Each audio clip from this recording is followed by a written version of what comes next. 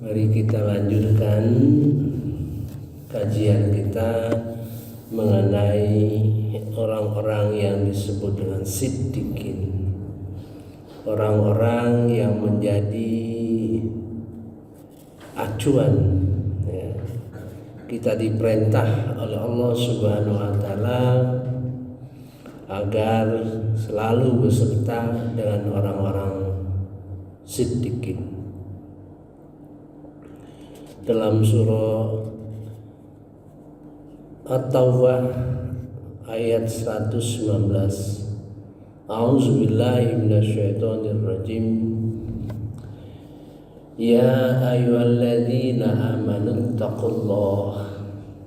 Hai orang-orang beriman, bertakwalah kepada Allah.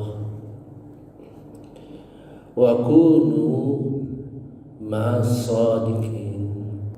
Hendaklah kamu beserta orang-orang yang siddiqin.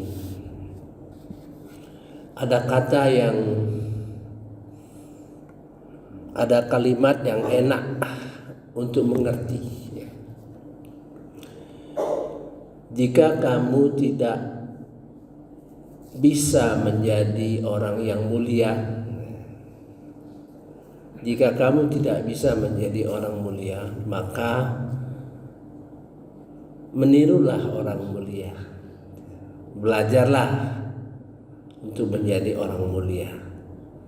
Kalau seandainya kamu tidak bisa juga, hendaklah kamu bersama mereka dan jangan tinggalkan mereka. Artinya Allah merintah kita untuk selalu dekat. Dalam praktek kita lihat saat ini adalah di mana para ulama-ulama selalu punya pengajian-pengajian gitu, sehingga mereka selalu dekat ya. Ini merupakan suatu perintah siapapun untuk belajar, kalau bisa mengajar, belajar lagi, mengajar, belajar lagi, mengajar. Itu mengandung makna bahwa satu, kita menjaga ilmu ya. Ilmu itu bersanad terus menerus. Mungkin ada koreksi di dalam perjalanan keilmuan kita ya. Kedua, mengharapkan kita berilmu tinggi dengan bersama-sama orang yang siddiqin.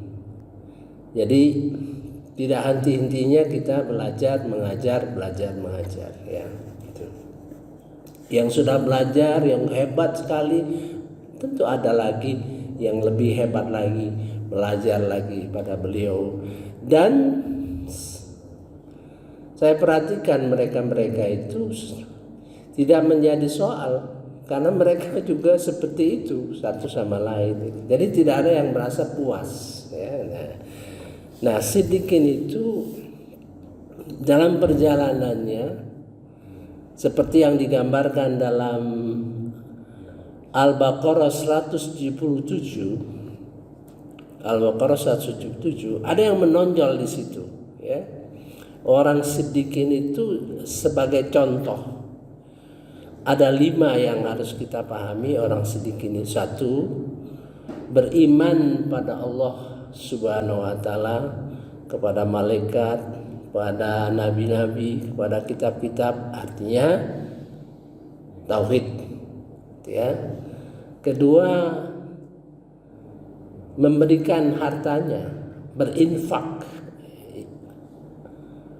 harta yang baik ya, kepada kerabat, fakir miskin, yatim dan seterusnya. Mendirikan sholat, zakat. Artinya dari segi syariat sudah menonjol pelaksanaannya. Sini menunjukkan orang yang sudah melaksanakan ilmu yang sudah dilaksanakan ya.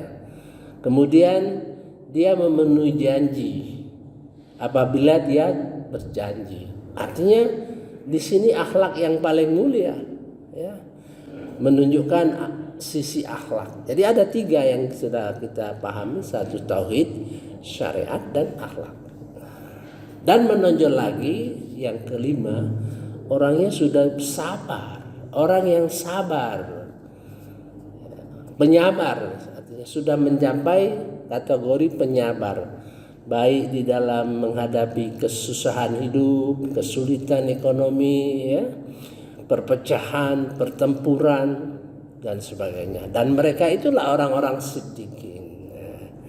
Kemudian di dalam surah Az-Zumar, ya, dia bergerak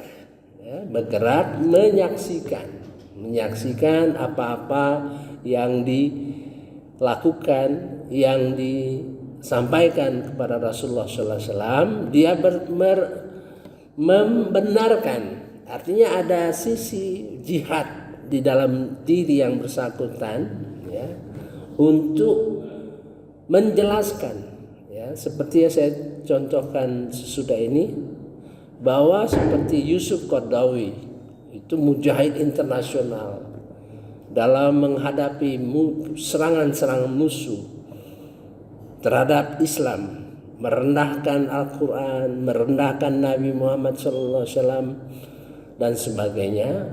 Itu merupakan serangan-serangan terhadap dunia Islam, dan mereka ini orang yang membelanya. Nah, di sini, ya, dan mereka mendapat kedudukan yang mulia di sisi Allah Subhanahu wa taala. Itu terlihat dari ayat-ayatnya, ya, ayat-ayat. Misalnya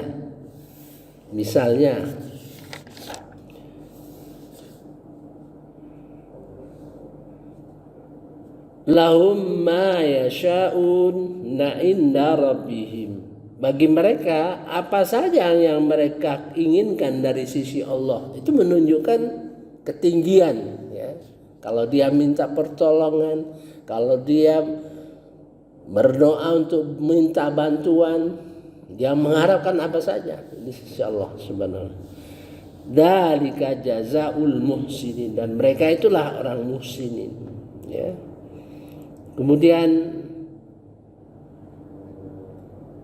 bagi mereka akan diampuni, ya, segala perbuatan, seburuk-buruk perbuatan. Bayangkan, ya, dia akan diampuni segala perbuatan yang paling buruk, ya. Mari kita lanjutkan perjalanan dari mendapat status orang siddiqin, kemudian menjadi pejuang, baik dalam membela, ya, baik dalam membela serangan-serangan pemikiran, perang pemikiran. Tentu ada tambahan ilmu yang diberikan Allah Subhanahu wa taala. Nah, kita sudah lihat, ya, 1,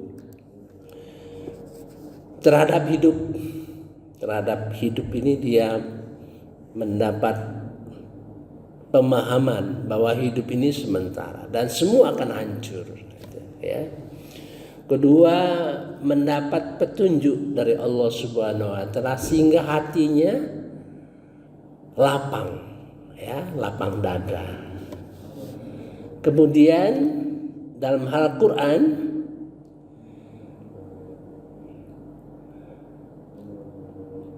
mendapat posisi yang paling tinggi menurut saya di sini, ya. Saya sudah menyusun bagaimana mendekati Al-Quran, ya, bagaimana kita mengevaluasi diri kita dalam kita mendekati Al-Quran. Ada 7, ya. Nah, ini dalam hal Al-Quran dia sudah mendekati Al-Quran yang paling tinggi, ya, menurut saya yang paling tinggi, ya. Kemudian dalam petunjuk Allah Subhanahu wa taala saya sudah menyusun, ya, bagaimana petunjuk Allah Subhanahu wa taala yang berjenjang, ya, berjenjang, dan dia ini dijelaskan di sini merupakan petunjuk Allah yang paling tinggi. Ya, itu ya. Kemudian dalam persoalan tauhid ya, semakin kokoh dan kuat. Nah, sekarang kita coba untuk membuka satu persatu ya. A'udzubillahi minasyaitonirrajim. Bismillahirrahmanirrahim. Maka apakah orang-orang yang dibukakan hatinya oleh Allah untuk menerima agama Islam, dia mendapatkan cahaya dari Tuhannya? Ini beda ya, dia mendapatkan cahaya dari Tuhannya. Bukan saja hati yang lapang, dia memperoleh cahaya dari Allah Subhanahu wa taala. Sama dengan orang yang hatinya membatu, maka celakalah mereka yang hatinya telah membatu untuk mengingat Allah. Mereka itu dalam keadaan kesesatan yang nyata. Nah, ini yang paling tinggi ya. Saya sedang berpikir bagaimana menyampaikan ini secara lengkap supaya paham ya. Karena hati itu saya hitung juga 7 tingkat, dan ini tingkat 7 ya, tingkat yang 7 paling tinggi gitu. Yang paling celaka adalah hati yang mati, hati yang mati. Kapan kita mati? Itu dalam surah Yasin ayat 69-70 ya, menggambarkan hati yang mati. Kapan hati kita mati? Sebenarnya hati yang mati itu adalah di saat kita tidak memperdulikan ajaran-ajaran Al-Quran ya, tidak mematikan zikroh. Nah, itu hati kita mati ya. Jadi sepanjang hidup kita pernah hati kita mati, kita tidak peduli ya. Itu hati kita mati. Dengan hati kita mati artinya walaupun kita berjalan hidup keren, hebat, gagah gitu, mati. Makanya ulama-ulama sering mengatakan mayat-mayat hidup ya, mayat-mayat hidup, mayat-mayat berjalan, mayat-mayat yang ke pasar, mayat-mayat yang lalu lalang. Nah, itu siapa? Hati orang mati ya. Itu yang paling yang kita hindari. Nanti bertahap-tahap. Di sini menggambarkan bagaimana hati itu, bagaimana hati itu lapang dada ya, dan ada cahaya, nurin mir rabbih, ada cahaya. Saya sedang berpikir bagaimana, apakah saya perlu menyampaikan itu? Berarti panjang ya, panjang, tapi bermanfaat, sangat bermanfaat. Begitu juga pendekatan terhadap Al-Quran ya. Untuk mencapai makom yang tertinggi itu tentu ya kita, walaupun mungkin kita tidak mencapai ya sesuatu yang tinggi derajatnya dan sebagainya, tapi Allah mengatakan, menggambarkan bahwa mencapai derajat yang tinggi itu ini jalannya, walaupun kita belum sampai, masih jauh, tapi tahu jalan. Itu sangat membuat kita jadi bahagia, senang kita. Oh, jalannya begini ya. Ya Allah, berikan petunjuk kepadaku sehingga aku dapat mencapai jalan yang Kau berikan petunjuk kepada kami. Nah, itu. Jadi dengan kita tahu, jauh ya, jauh manfaatnya daripada kita tidak tahu ya. Seperti kita sholat ini, kita nggak tahu ya, sholat saja, tidak tahu jalan bahwa kita menuju sholat khusyuk yang ingin kita capai. Bagaimana kita bisa mencapai sholat khusyuk? Lihat Quran, pelajari Quran, gitu kan? Bagaimana kita mencapai suatu, kita belajar Al-Quran, ngaji terus. Bagaimana kita mencapai tingkat yang tinggi yang digariskan Allah Subhanahu wa taala dalam surah Fatir ayat 32, Diwariskan Al-Quran itu kepada hamba-hamba yang dipilih. Nah, kita berusaha menjadi orang yang terus-menerus mencapai apa yang digambarkan Allah Subhanahu wa taala. Begitu infak juga mencapai kedudukan yang tinggi. Maka itu Al-Quran itu kan 6.236 ayat ya. Jadi luas sekali, dalam sekali ya. Tentu ada usaha-usaha kita untuk mengkaji Al-Quran walaupun belum mencapai, tapi kita tahu jalan yang akan kita tuju ya. Jalan yang istiqomah, jalan yang mustaqim, jalan yang lurus. Nah, itu saya sudah sampaikan bahwa ihdinas siratal mustaqim itu jelas jalan yang akan kita lalui, jelas kontrol terhadap ilmu yang kita pelajari, jelas terkontrol di situ ya, sehingga insya Allah kita selamat dalam menghadapi hidup ini ya. Subhanakallahumma wa bihamdika asyhadu an la ilaha illa anta astaghfiruka wa atubu ilaik. Wallahu alam. Wassalamualaikum warahmatullahi wabarakatuh.